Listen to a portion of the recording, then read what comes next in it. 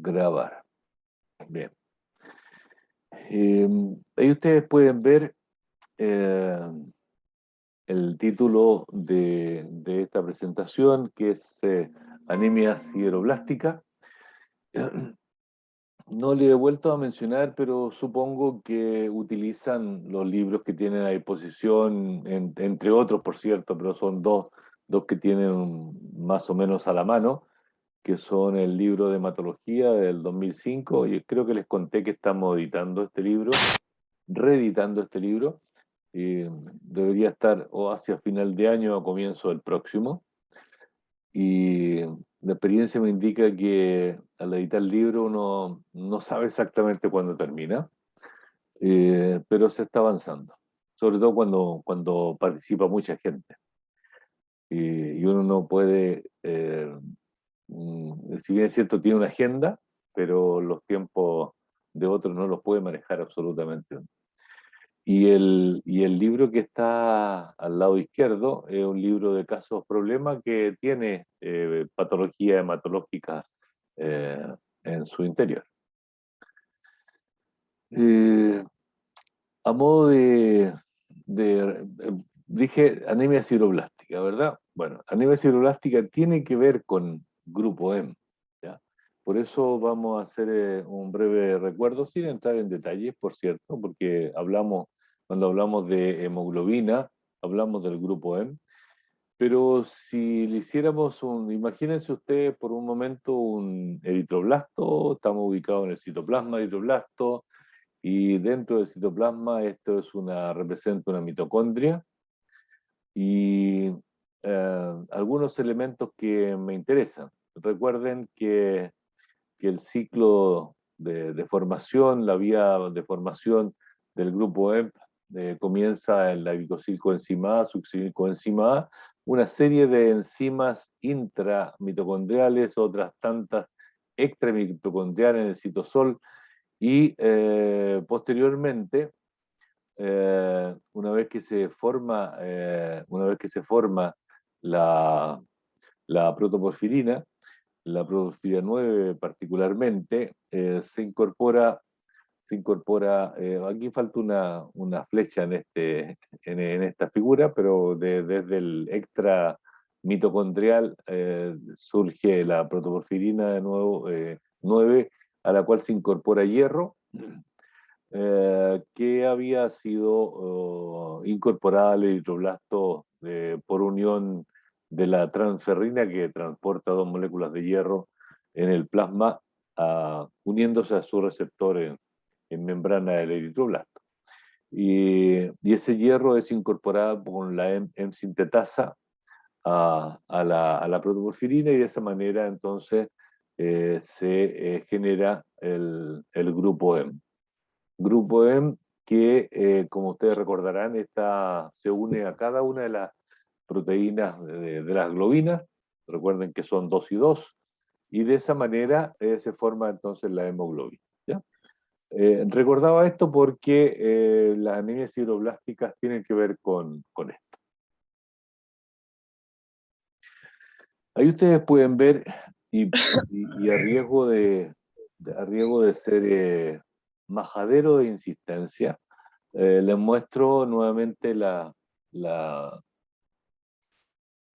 clasificación de las anemias, y ustedes ven al lado izquierdo, en la clasificación fisiopatológica. Básicamente quiero que recuerden que hay dos grandes grupos, uno más abundante que otro, sin duda, las anemias A regenerativas y las regenerativas, y algunas características morfológicas de algunas de ellas. No están todos los ejemplos acá. Y de hecho en la clasificación inicial eh, está separado en falla medular y falta de nutrientes. La verdad es que en este caso, en la anemia sideroblástica, no es falta de nutrientes, por eso está ahí superpuesto encima de nutrientes a propósito, pero comparte con la déficit de hierro, que es microcítico hipocroma, comparte la microcitosis hipocromía. Es por eso que está puesto allí, pero desde el punto de vista funcional o fisiopatológico no tiene que ver con deficiencia de hierro, ¿ya? Hago la aclaración. ¿Cómo se pueden clasificar las anemias sideroblásticas? Tengan en mente que tienen que ver con el grupo M. ¿Okay? A las hay hereditarias y también adquiridas. Esta es una anemia infrecuente, para que, primera cosa, que lo tengan presente, es muy infrecuente observar anemias de este tipo. Voy a decir sobre todo hereditaria. Adquirida un poco más, pero de todas maneras infrecuente. Y ustedes pueden ver que puede ser ligada al sexo o autosómica, y en las adquiridas puede ser primaria o secundaria. Primaria o idiopática, y secundaria ustedes pueden ver a fármacos, a algunos tóxicos, algunas enfermedades hematológicas, ¿ya? Y algunas neoplasias, no hematológicas. Desde el punto de vista de la fisiopatología de la anemia sideroblástica, ya les mencionaba que tiene que ver con la síntesis del grupo M. Esta es la misma figura, digamos, no es la misma figura, ahí cometo un error al decir la misma figura, pero representa lo mismo que la primera figura que les mencioné.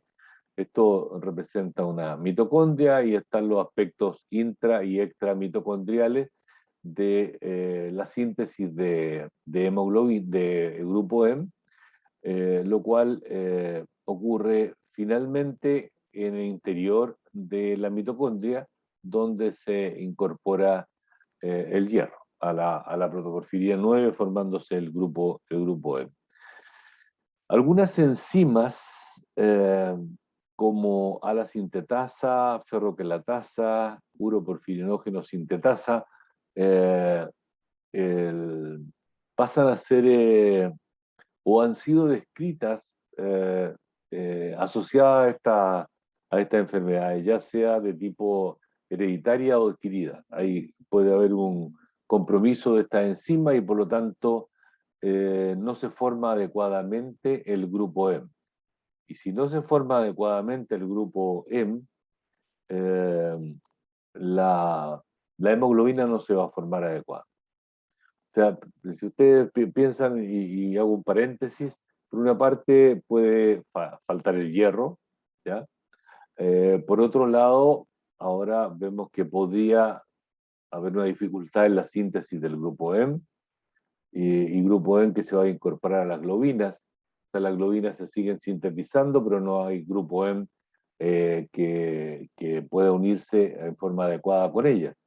Y por otro lado, en algún momento, eventualmente hoy día, no sé si vamos a alcanzar, pero seguro que la próxima clase sí, eh, están, y menciono así al pasar, las llamadas talasemias, en las cuales está el grupo M, pero no está la globina, adecuadamente hablando, lo cual no significa que no exista ninguna globina, pero la cantidad suficiente no. ¿Ya? Lo que aquí se muestra es una microscopía electrónica de transmisión en la cual ustedes pueden ver, estos son interior de eritroblastos con menor y mayor aumento, en la cual en estas mitocondrias se observa, eh, se observa, quise decir al revés, esto está con menor aumento, este está con mayor aumento. Aquí hay una mitocondria, acá hay un detalle de una mitocondria. Eh, Se observan depósitos de hierro que, dado que no existe grupo M, no existe protoporfirina adecuadamente sintetizada, el hierro no se puede incorporar al grupo M, aborta la síntesis del grupo M y el hierro se empieza a acumular en el interior del hidroblasto y particularmente en el interior de las mitocondrias. ¿Qué pasa con el laboratorio en cuanto a la anemia sideroblástica? ¿Qué hallazgos se pueden encontrar?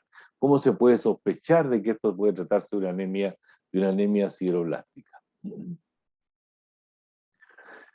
Algunas características las observan ahí ustedes. Es una anemia de tipo moderada, ¿ya? Pudiendo llegar a ser un poquito marcada, pero en general moderada, ¿ya? Son niveles similares a los de una anemia secundaria, aunque puede ser un poquito más intensa, pero muy similar. Índice reticulocitario está disminuido, por lo tanto es una anemia arregenerativa. Es una anemia arregenerativa, ¿ya? Ya mencionamos antes en una clasificación que proporcionalmente hablando, si uno se separara cuánta anemia arregenerativa existen versus la regenerativa, las arregenerativas son más, ¿ya? Si uno la separa una a otra. Los leucocitos y plaquetas en general se observan normales y puede observarse modificaciones a la normalidad dependiendo de la enfermedad de base. Si es que esta anemia secundaria, si esta anemia sideroblástica es secundaria a otra enfermedad. ¿Qué pasa con los glóbulos rojos? ¿Ya? En general podrían ser normocíticos, pero puede observarse una doble población que se refiere a la cromía. Ya puede haber hipocromo. ¿Ya?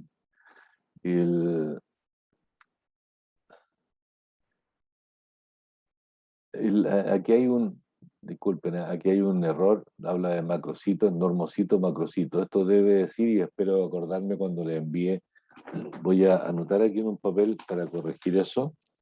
Sideroblástica micro. En lugar de decir macro, debe decir normocítica o levemente microcítica, con esta doble población, porque pueden aparecer hipocromos, hipocromo y normocromo, como se observa acá. Estos son dos cuadros distintos, ¿ya? Pero acá también ustedes pueden ver que hay normocromos, pero también hay hipocromos. ¿Ya? Anisocitosis con algo de microcitosis y con anisocromía. Aquí ustedes pueden ver un ejemplo. Se trata de un hombre de 41 años que observen ustedes por un par de minutos este hemograma. Es un hombre de 41 años que está en un servicio de medicina de un hospital X.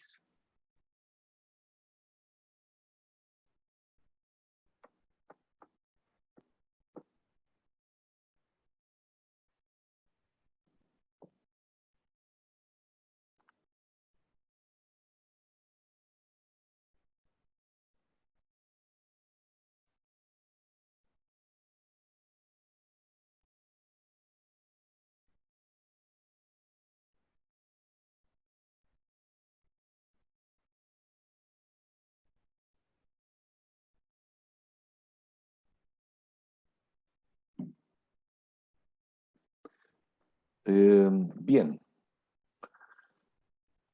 ¿Alguien quiere dar alguna opinión sobre este hemograma?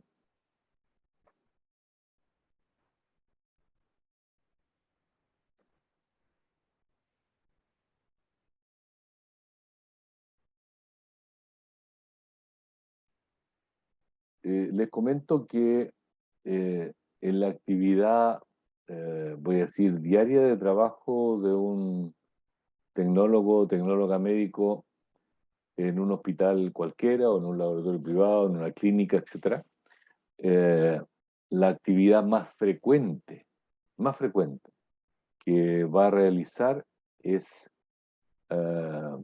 informar hemograma. ¿Ya? Van a continuar un par de pruebas de coagulación, como son, y voy a poner una que es ¿Sabes la lo que le sigue. en lo que me podría ayudar? No me deja tranquilo. Decía que le sigue en orden de frecuencia una prueba de coagulación, que es el tiempo de protrombina. Pruebas especiales se van a realizar en general en los laboratorios un poco más grandes. Algunas pruebas hematológicas de mediciones de hierro y otros parámetros con menos frecuencia. Se hacen, pero con menos frecuencia. Lejos, lejos, el examen que más frecuentemente realiza un tecnólogo o tecnóloga médica en un laboratorio, cualquiera sea su tamaño, es hemograma. Por lo tanto, algo que no pueden dejar de saber es informar adecuadamente un hemograma y leer adecuadamente un informe de hemograma. A ver, parece que hay voy a mirar, parece que hay un chat que dice hematocrito muy disminuido. Hematocrito muy disminuido, dice alguien por allí. Bien, hago un alcance a propósito de lo que comenta una de ustedes, no me fijé si estaba el nombre o no. Cuando yo le digo el informar el hemograma, es informar el hemograma como un todo, ¿ya? El hemograma no es el hematocrito, ¿ya? Nos vamos a detener aquí un minuto, porque claro, yo no les veo a ustedes, no les veo y lo entiendo perfectamente, pero no por eso, y claro, a mí me saldría más fácil grabarles la clase y punto, pero me interesa que aprendan porque además también la información no hemograma la encuentran con más detalle incluso en Internet, es cierto, ¿ya?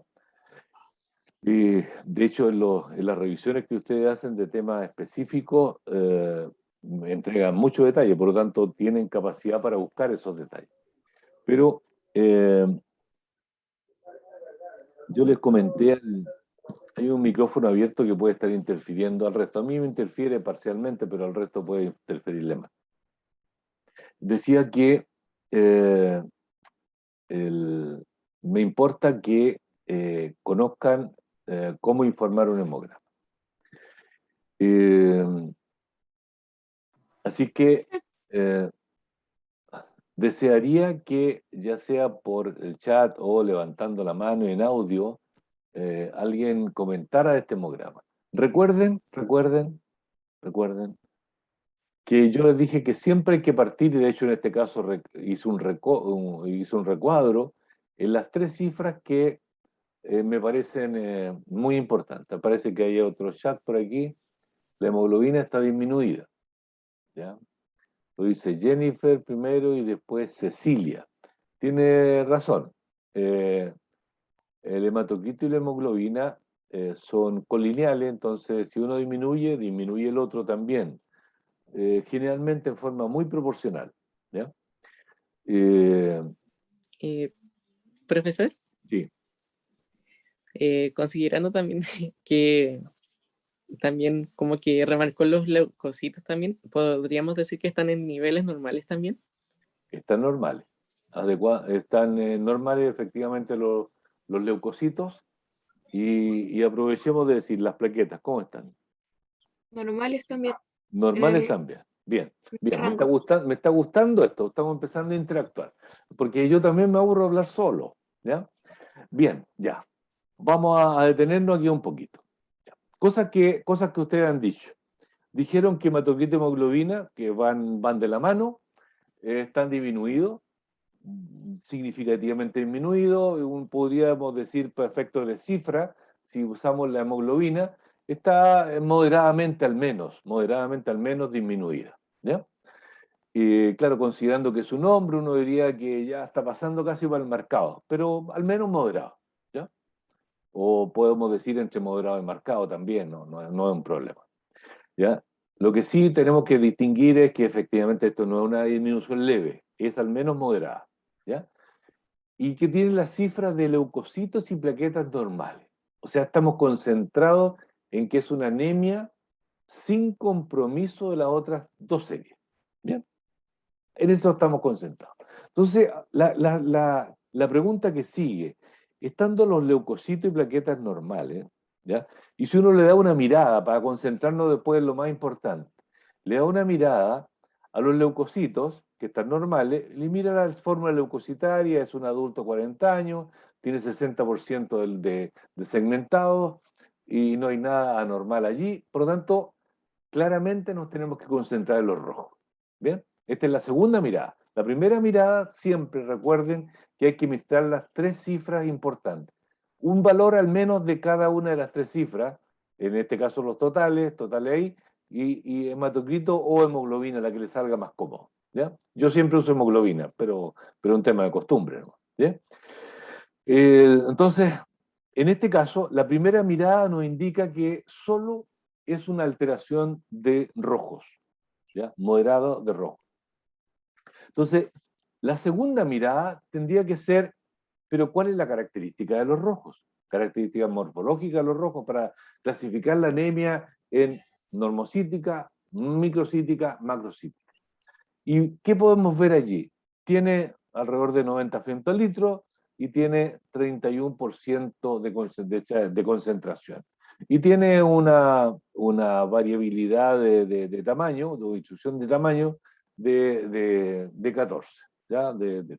Y eso alguna vez les comenté, ¿verdad? Que el RDB es una, W es una medida de anisocitosis. Es una anisocitosis leve. Sobre 16, sobre 15, ya uno podría decir empieza a ser moderado. ¿Okay? Es una anisocitosis leve. Profe, ¿Perdón? es que con el BCM sobre 100 yo sé que es macrocítica, Sí. pero ¿cómo puedo ver cuando es microcítica o normocítica? A ver. ¿Cuáles son los rangos ahí? Sí, los rangos clínicos le voy a comentar, ¿ya? Los rangos clínicos. ¿Valentina estaba hablando? Sí, profe. Ya, es que parece que se pone aquí, está observando, o sea, aparece un recuadro cuando alguien está hablando. Bien, Valentina. Los rangos, hay dos tipos de rangos. Uno que es el rango fisiológico y que te va a mencionar que hasta 92, 93 normal de femtolitro, de 82, 83 hasta 92, 93 es el volumen normal. Pero otra cosa es el criterio clínico, es decir, realmente, ¿dónde corto para decir que aquí hay patología? El criterio es 80 y 100, ¿ya? Sobre 100 seguro que es macro y bajo 80 seguro que es micro, ¿bien? Esos son los criterios clínicos, ¿ya? Lo cual no significa que lo otro sea normal, pero es para efecto de interpretar adecuadamente un hemograma, ¿ya? Y entonces en este caso tú tienes 93, esto es normal. Ese volumen que está aquí de 93 es normal, ¿ya? Ahora, respecto a las HCM, ¿por qué dice anisocromía aquí? ¿Ya? Estamos en presencia de que tiene anisocitosis leve, lo cual es compatible con esto que está acá, ¿ya? Pero ¿qué pasa con otro indicador, otra constante? 31% de HCM. Lo normal es que sea de 32 hacia arriba, la mayor parte de las personas tienen 33, 34. ¿Ya? El 31 significa que algunos están levemente hipocromos y otros están normales. ¿Ya? Y si aparece 30.5 también. ¿Ya? Bajo 30 seguro que hay hipocromía. Pero en este caso no hay hipocromía global de los glóbulos rojos, sino que algunos están levemente hipocromos. Ese es el significado de este 31, lo cual es coincidente con esto, ¿ya? Anisocromía, porque se observa doble población. Es decir, claramente hay algunos que están hipocromos o levemente hipocromos, ¿bien? Existiendo otros normocromos. Bien, ¿qué tenemos por ahora? Voy a resumir lo que tenemos por ahora. ¿Ya? Tenemos un paciente que presenta una anemia moderada sin compromiso de las otras series. Y si decimos qué tipo de anemia es, estamos diciendo que es una anemia de tipo normocítica, levemente hipocroma, digo levemente hipocroma porque hay una mezcla ahí de concentración. ¿Ya? Y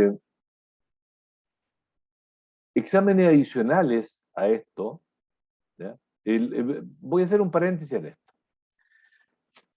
Existen 4 tipos y debería estar hacia el final de este set de diapositiva, posiblemente, no puedo asegurar si es cierto la revisé, pero no la recuerdo todas las diapos.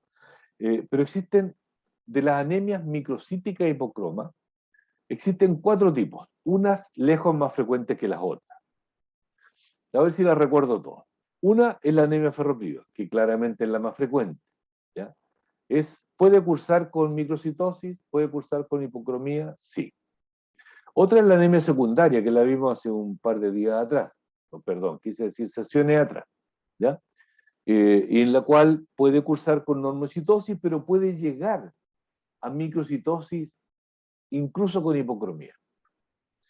La otra es las talasemias, que no la hemos visto, que claramente siempre va a cursar con microcitosis y hipocromía. Infrecuente en nuestro medio, seguro, infrecuente. Y la otra es esta, la anemia sideroblástica, que puede cursar con hipocromía, parcialmente hablando, porque algunos son hipocromos, también es cierto, ¿ya? Entonces, podemos con esto decir, ¿basta el hemograma para concluir si una anemia microcítica eventualmente o normocítica hipocroma es ferropriva, que siendo ferropriva la más frecuente? No, se requieren otros antecedentes del paciente, se requiere saber si es un factor de riesgo de ferropriva, etc. ¿Ya? Y por lo tanto tienen que realizarse exámenes complementarios al hemograma para llegar a determinar qué explica la hipocromía. ¿Bien? Por lo pronto, si bien es cierto de este hemograma uno podría deducir que es arregenerativa, porque no hay policromatofilia, pero se le hizo el examen respectivo para estar seguro y se determinó porcentaje reticulocito, y es 1.2, en la práctica 1, ¿ya? Y eso es claramente arregenerativo, ¿ya? Si le aplicáramos a esto índice reticulocitario, que si no está en este set de diapositivas va a estar en otro que vamos a ver esta tarde, el índice reticulocitario de esto no pasa del 0.5, ¿ya? Y ya les explicaré por qué, ¿ya? No está hecho el cálculo matemático, solo una aproximación, para decir que esto lejos es arregenerativo, ¿ya? Entonces estamos en presencia de una anemia arregenerativa que tiene rasgos de hipocromía, ¿ya? Y con lo cual, con esto no llegamos a diagnóstico. Es decir, hagamos la pregunta siguiente. ¿Un médico puede tratar a este paciente solo con este hemograma y los reticulocitos? No, no. Solo podrá decir, esta es una anemia hipocroma, sin compromiso con otra serie, pero no sería incorrecto que la tratara con hierro, ¿ya? Porque además, mira, además hay otro elemento. Si esto fuera a ver, si fuera, puedo poner un caso hipotético, si se tratase de una mujer de 25, 35 años, ¿ya? Incluso los mismos 40, ¿ya? Incluso los mismos 40. Pero que a los 40 la mujer describe que tiene metrorragia. Ya. Entonces este es un tema que esta anemia hipocroma está asociada más probablemente a pérdida de sangre y por lo tanto es probable que sea ferropriva. Pero de igual manera le va a tener que realizar, aunque le inicie el tratamiento con hierro, aparte de derivarla a un ginecólogo, si no la está tratando un ginecólogo, va a tener que hacer las mediciones de metabolismo del hierro. Pero como en este caso se trata de un hombre, Javier, de 40 años, las posibilidades de que un hombre tenga hipocromía o una anemia de 9 gramos de hemoglobina es baja, ¿ya? ¿Qué posibilidad podría ser aquí si piensa por el lado de hemorragia? Tendría que ser una hemorragia gastrointestinal, posiblemente, y por lo tanto tiene que hacerle mediciones de hierro, ¿ya? Aparte de enviarlo a hacer una panendoscopía inicialmente, ¿ya? Esa sería la situación. Y como decía yo que dentro del diagnóstico diferencial tiene que estudiarse el metabolismo del hierro, a este paciente se le realizó estudio de hierro. ¿Y qué se encontró? Se encontró que el hierro, o sea, perdón, no en este caso, pero que se encuentra en estos casos en general. Se encuentra que el hierro puede estar normal, por lo tanto ya no es ferroprivo, ¿ya? O estar aumentado. ¿Bien? La TIBC normal en los fierros está aumentado, déficit de hierro. La saturación de transferrina en la déficit de hierro está disminuida. Aquí está aumentada, asociado a eso, ¿ya? O normal. Y por otro lado, la ferritina sérica está aumentada. Está aumentada. Y esto, si lo comparamos con déficit de hierro, está disminuida. O sea, claramente el estudio del hierro los resultados del estudio de hierro, metabolismo de hierro, son muy diferentes en la anemia sideroblástica que en el déficit de hierro. O sea, este estudio de hierro, tanto con saturación, estos tres primeros parámetros que están aquí se les llama ferremia, ¿ya? Y el de hierro depósito, que es la ferritina sérica. Estos dos estudios, estos dos exámenes, entendiendo que los tres primeros corresponden a uno, le podríamos llamar ferremia, claramente son distintos a el perfil a un déficit de hierro, ¿ya? Este mismo cuadro se lo mostré, o muy parecido, se lo mostré cuando hablamos de anemia secundaria. Y en anemia secundaria es más parecido a esto, más parecido a anemia sideroblástica que anemia ferropriva. De igual manera, siendo la anemia secundaria más frecuente, mucho más frecuente que la anemia sideroblástica, que es la que estamos revisando ahora, ¿ya? Hay algunas diferencias con esto. El hierro generalmente está disminuido o normal al máximo, ¿ya? Pero generalmente disminuido ahí, ¿ya? Y la saturación generalmente normal, ¿ya? La ferritina siempre aumentada. Entonces, uno podría decir, pero es bien parecido a anemia secundaria esto, ¿ya? ¿Y cómo se hace diagnóstico diferencial que dé seguridad entre una anemia sideroblástica y una anemia secundaria? Descartada la anemia ferropriva con este parámetro o con estos valores. Entonces, disculpen un segundo.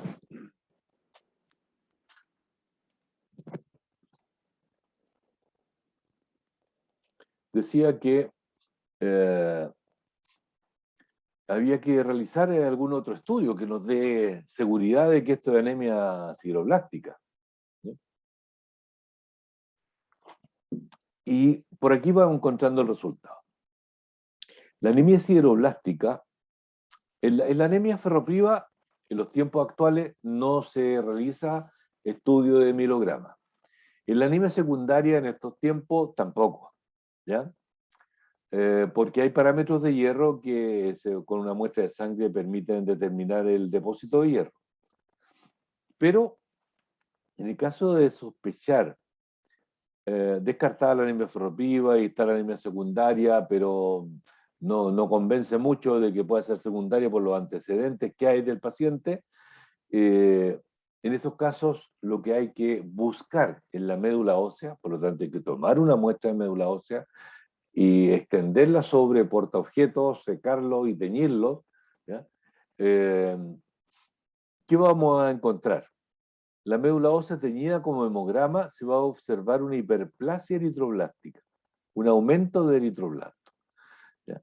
Pero teñida de una manera tal que queramos ver el hierro de depósito, que se comporta de una manera distinta. Si es que lo hiciéramos, en la anemia secundaria hoy día no se hace, pero si lo hiciéramos y comparáramos el estudio de hierro citológicamente hablando en la médula ósea de una anemia secundaria versus una anemia sideroblástica, la diferencia fundamental estaría en esto que estoy marcando acá: los sideroblastos en anillo o patológicos.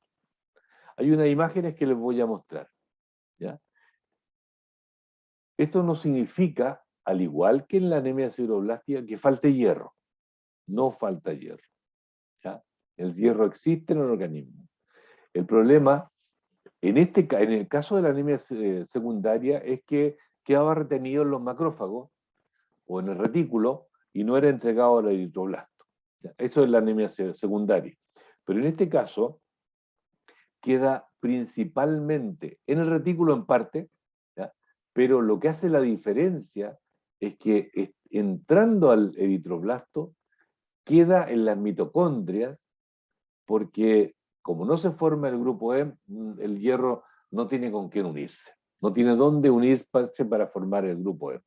Y así se forman entonces los sideroblastos en anillo o patológicos.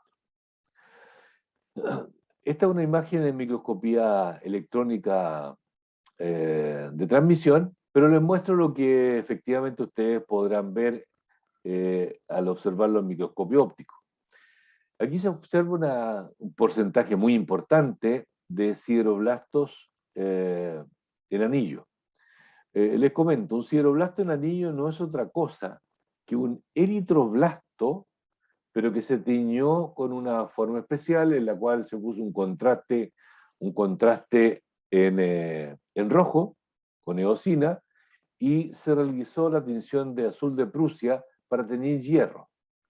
Y ustedes pueden ver una gran cantidad de gránulos en el citoplasma. Se dice en anillo porque están alrededor del núcleo. No necesariamente cubren completamente el núcleo, o sea, no rodean completamente el núcleo.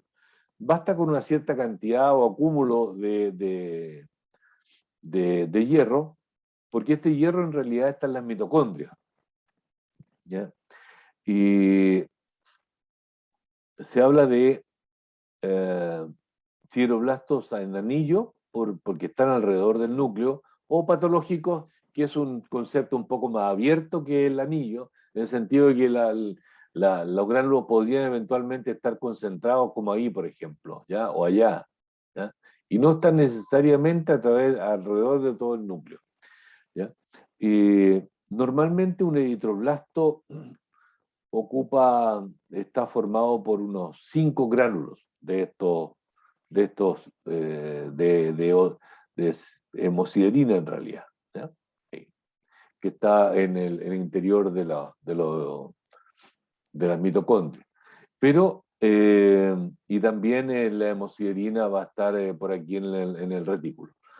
Y por otro lado, no supera el 30% de los eritroblastos que estén teñidos con el interior que tengan gránulos de hemosiderina en el interior de la célula.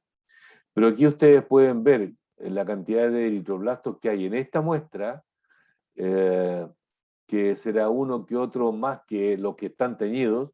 Por lo tanto, uno aquí podría apostar. Claro, este es un campo específico que se tomó para la foto, pero este si uno tomara otros campos de esta misma muestra, perfectamente va a llegar al 70% o más de eritroblastos que tienen una gran cantidad de gránulos de hierro en su interior, ¿ya? Por lo tanto, estos son sideroblastos patológicos o en anillo. Aquí ustedes pueden ver una imagen acá. Este es un eritroblasto, acá hay otro, 2 eritroblastos que tienen mucho hierro en su interior, ¿ya? Y por lo tanto son sideroblastos en anillo o patológicos. Acá hay otro, ¿sí?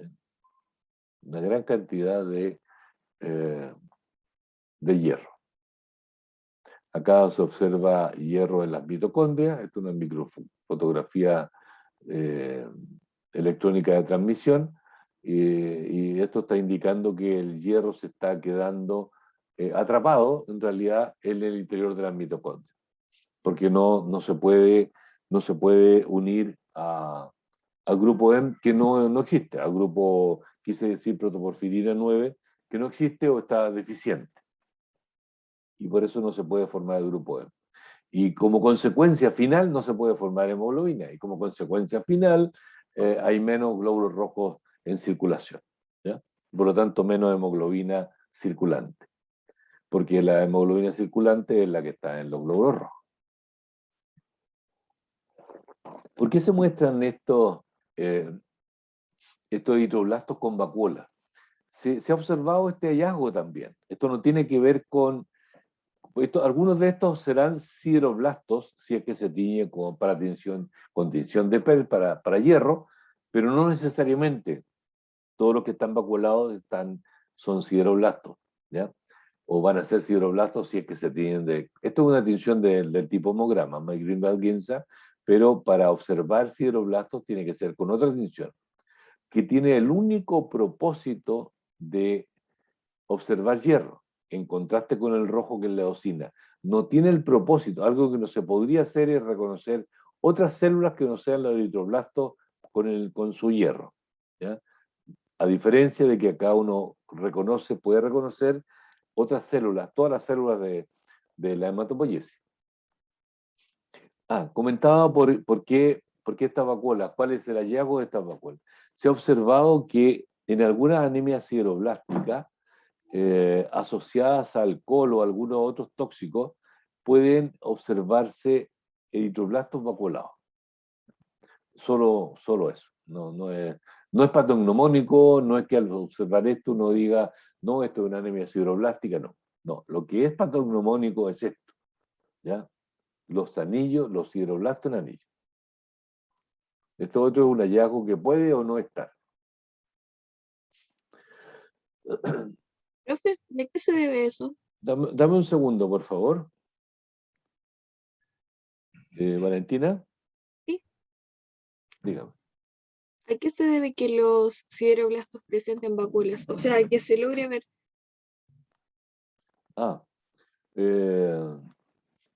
Voy a volver. ¿Por qué estos presentarían vacuola?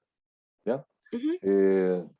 Dije que es un hallazgo, voy a decir extraordinario, no es lo frecuente. La única explicación posible que tengo es que en ciertas circunstancias, en anemias sideroblásticas secundarias por tóxico, la maduración del eritroblasto puede ser anormal, pero desconozco los detalles íntimos de la génesis de la vacuola, ¿ya? Claramente no son vacuolas fagocíticas, ¿ya? Se le llama vacuola en estricto, pero que no asociarlo con vacuola fagocítica, porque no lo son.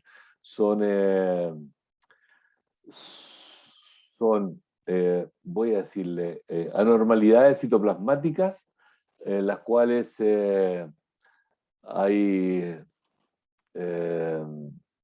falta de continuidad en el citoplasma, pero que no tiene que ver con fagocitosis ni nada que se le parezca, ¿eh? Yo diría que es una maduración anormal que incluye el citoplasma, ¿no? Pero desconozco, la verdad, Valentina, los detalles de la génesis de por qué se produce esta vacuola.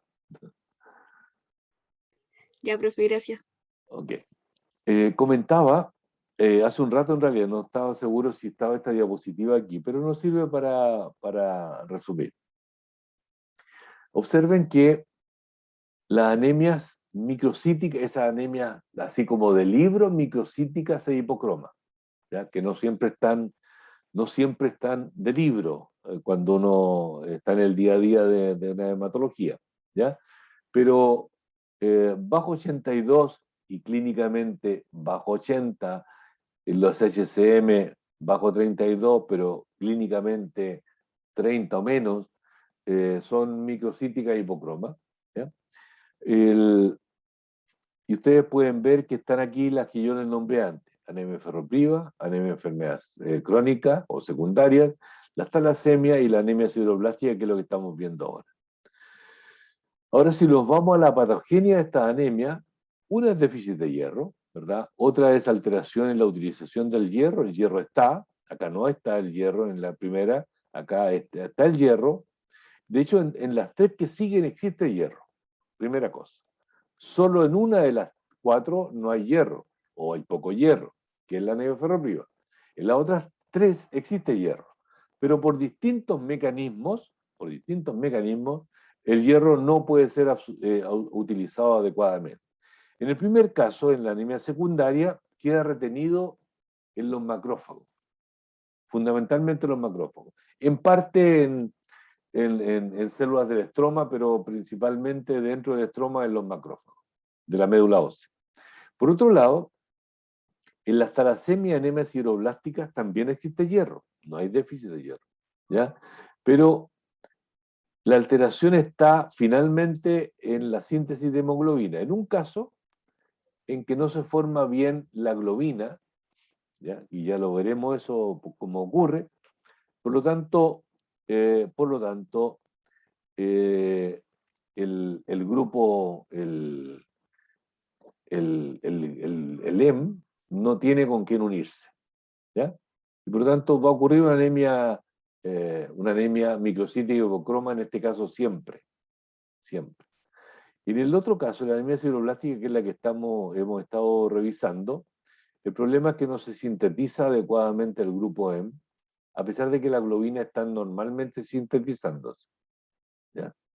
Y de esa manera, entonces, hay globinas, sobran las globinas porque no hay M, y al revés, cuando no hay problema con la síntesis de las globinas, cuando hay problema con la síntesis de la globina, sobre el grupo M. Cuando hay problema con la síntesis del M, sobran las globinas. Pero en ninguno de los dos casos, el hierro que existe se expresa finalmente en la síntesis adecuada de hemoglobina. Por lo tanto, hay anemia. Esto parcialmente lo podemos mencionar, va a ser completo cuando hablemos de talasemia, pero por lo pronto revisemos algunos aspectos. Aquí estos cuatro tipos que están aquí, están representados en una tabla con algunos datos, ¿ya? Entendiendo que en la mayoría de los casos de esta anemia hipocroma van a ser microcítica e hipocroma, o sea, BCM y CHCM, con algunos vaivenes, ¿ya? No necesariamente todo es de libro, como antes les mencioné, ¿ya? Pero en términos generales van a ser microcíticas e hipocromas, ¿ya? Por eso está el BCM y la CHCM. Desde el punto de vista del metabolismo del hierro, ¿ya? No están todos los parámetros aquí. Lamentablemente, voy a decir dicho lamentablemente, aunque se expresa aquí en hemosiderina, vamos a usar el concepto de hemosiderina. No está la ferritina, que es lo que se utiliza hoy día, ¿ya? Pero ¿qué pasa con fierro y TIBC? En la anemia ferropriva ya sabemos que está disminuido el hierro, está aumentado la TIBC, y en los otros casos, ¿ya? En los otros casos, puede estar entre normal y aumentado el hierro, ¿ya? Y la TIBC nunca está aumentado en los otros casos, a diferencia de la anemia ferropriva. O está normal o está disminuida, ¿ya? La TIBC. ¿Y qué pasa con el hierro depósito? Esto mismo podríamos ponerle ferritina aquí, pero no está. Pero está la hemosiderina, que también es otro hierro depósito. Está disminuido o ausente en la anemia ferropriva, ¿ya? Y en los otros casos está normal o aumentado. O sea, claramente no hay problema de hierro. Existe hierro en el organismo, ¿bien? Y un elemento que acabamos de mencionar tiene que ver con los sideroblastos. Los sideroblastos, que yo les dije que está alrededor del 30%, aquí hay un rango que hasta el 50%, pero sideroblastos normales, hasta unos 5 gránulos en cada citoplasma de eritroblasto, ¿ya? No acumulaciones o en anillo, no más de 5 gránulos, ¿ya? ¿Y qué pasa en estas anemias que como grupo son las microcíticas e hipocromas? En la anemia ferropriva, dado que no hay hierro, van a estar disminuidos, ¿ya? En la anemia secundaria, ¿ya? Van a estar disminuidos porque el hierro está retenido en los macrófagos. No se entrega a los sideroblastos. A los eritroblastos que teñidos para hierro se les llama sideroblastos, ¿ya? En las talasemias, dado que el problema es a nivel de las globinas y no a nivel del LEM, van a existir sideroblastos. El hierro está disponible, entra al eritroblasto y se queda allí porque no puede ser utilizado, ¿ya? Pero no llega a formar sideroblasto en anillo, acumulaciones tales como las de la anemia sideroblástica, ¿ya? Y esas sí se observan en la anemia sideroblástica. Se observan sideroblastos patológicos o en anillo. ¿Bien? Estas otras dos columnas las vamos a dejar para cuando hablemos de talasemia, porque ahora no tendría mucho sentido que lo mencionara. En otras palabras, para hacer diagnóstico de anemias microcítica e hipocroma, en orden de frecuencia de exámenes de laboratorio, el hemograma primero, como screening, y vamos a llegar a anemias microcítica e hipocroma. Y que sabemos que son regenerativas, en términos generales. Ojo, las talasemias son una excepción, como lo vamos a ver más adelante. Pero la anemia ferropriva, la secundaria, la sideroblástica son regenerativas, ¿ya? No así las talasemias. Dentro de la anemia microcítica y hipocroma, esta es una excepción, ¿ya? Tenemos entonces un primer screening con el hemograma. Y agreguemos los reticulocitos para darle mayor soporte al concepto de anemia regenerativa o arregenerativa. Y un segundo elemento que necesariamente en los tiempos actuales se debe realizar es el estudio del metabolismo del hierro, con parámetros de laboratorio clínico, es decir, ferremia y ferritina sérica. Muy excepcionalmente, dado lo infrecuente del caso, se requiere obtener una muestra de médula ósea para buscar sideroblastos patológicos. ¿Ya?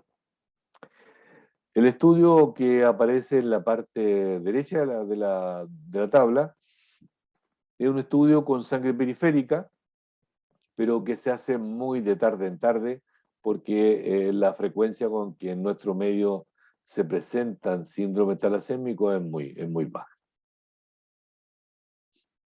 Manejo de las anemias sideroblásticas. Recuerden que pueden ser hereditarias o adquiridas, siendo más frecuentes las adquiridas, pero dentro del concepto de infrecuente. Observen ustedes que las anemias sideroblásticas hereditarias se tratan con vitamina C y puede observarse una mejoría en un tercio de ellos, un tercio de los pacientes. Y hay casos que no responden y se tiene que, cuando hacen anemia importante, voy a decir bajo 7, 8 gramos de hemoglobina, van a ser tratados, dependiendo de la de la intensidad de la anemia, van a ser tratados con frecuencia diferente, dependiendo del nivel de la hemoglobina. Van a recibir concentrado de glóbulos rojos. Si no lo he dicho hasta ahora, y como sé que no han cursado todavía banco de sangre, o las asignaturas asociadas a bancos de sangre, ¿ya? Les comento, en los tiempos actuales no se transfunde sangre completa, se transfunden lo que se llaman hemoderivados, es decir, glóbulos rojos. Cuando alguien dona sangre, su sangre se separa en componentes, se separa en plasma, en una componente, voy a decir, diferente del plasma, o un componente parcial del plasma, que son los crioprecipitados. Ya veremos ese tema en otro momento. Por otro lado, se separa en plaquetas, y por otro lado, se separa en glóbulos rojos. De tal forma de que, como el caso que yo les mostré antes, no se justifica pasarle plaquetas, pasarle, digo, en el sentido de transfundirle, ¿ya? Transfundirle plaquetas, porque tiene plaquetas normales. Lo que él necesita son glóbulos rojos, ¿ya? Y por lo tanto se transfunden solo glóbulos rojos. Se habla de concentrado de glóbulos rojos, se habla de concentrado de plaquetas, se habla de plasma fresco congelado, crioprecipitado, entre los que yo conozco. Puede que exista otro hemocomponente que desconozco, pero esos son los más frecuentes. Y por otro lado, están las anemias sideroblásticas adquiridas, dentro de las más frecuentes. Hay una asociada a alcohol y a fármaco, ¿ya?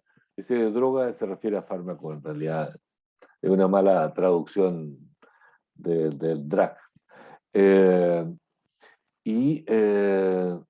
este caso, si hay un paciente alcohólico o asociado a algún fármaco de uso así rutinario, de largo aliento, lo que corresponde es cambiar fármaco o eliminar alcohol, y en general son bastante benignas este tipo de anemia y son reversibles al cambio de fármaco o al cambio de hábito. Resumen de las anemias sideroblásticas. Lo fundamental es que existe una alteración en la síntesis del hemo. Una o más enzimas se pueden ver comprometidas de la síntesis del hemo. Ya dijimos que pueden ser hereditarias o adquiridas, más frecuente la adquirida, pero todas infrecuentes. Pueden llegar a presentar microcitosis e hipocromía, por lo tanto entran en el diagnóstico diferencial de las anemias arregenerativas, microcíticas e hipocroma. Y en este caso el elemento clave en el diagnóstico, pasando porque se tiene que el metabolismo del hierro, o las pruebas de metabolismo del hierro, indican que el hierro existe. Y la prueba que hace diagnóstico en este caso es el estudio de sideroblastos patológicos o en dicho. Bien, hemos hablado de anemia sideroblástica, los aspectos fundamentales, y vamos a hacer entonces un break de unos 15 minutos. Son las 4, a las 4:15 nos juntamos nuevamente, ¿ya? Un cafecito y